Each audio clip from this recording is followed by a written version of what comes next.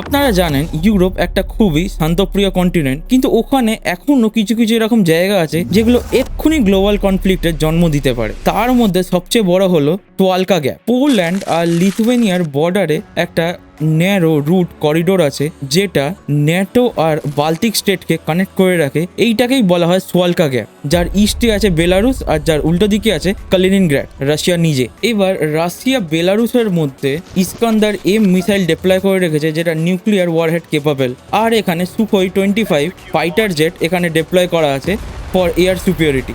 আর এর ওয়েস্ট দিকে আছে কালিনিনগ্রাড নিজে, যেখানে 154 গার্ড রেজিমেন্ট এখানে ইস্কান্দার এম মিসাইলকে কন্ট্রোল করে। আর বোয়ান এম ক্লাস করভেট ডিপ্লয় করা আছে as a navy power superiority, যারা ওখানে লং রেঞ্জ ক্রুজ মিসাইলকে কন্ট্রোল করে। আর ফর এয়ার সুপিরিয়রিটি ওখানে সুখোই 30 মার্ক 2 ডিপ্লয় করা আছে, যেটা ইন্ডিয়ান আর্মিও ইউজ করে। এবার যদি কোনো উপায়তে ন্যারো যে রুটটা আছে এটাকে যদি কিছু করে কাট অফ করে দেওয়া যায়, তাহলে বাল্টিক স্টেট আর ন্যাটো পুরোপুরি আলাদা হয়ে যাবে। তো ন্যাটো এই জায়গাটাকে প্রোটেক্ট করার জন্য এখানে হাজার হাজার অ্যালাইড ট্রুপকে এনে প্রতি বছর এখানে এক্সারসাইজ কন্ডাক্ট করে, যেমন ব্রেভ গ্রিফেন, যেখানে heavy drone, heavy tank, armoured vehicles, যত সব অ্যাডভান্স ওয়েপন সিস্টেম এনে এখানে এক্সারসাইজ কন্ডাক্ট করে। আর এখানে বিশাল প্র্যাকটিস করা হয়।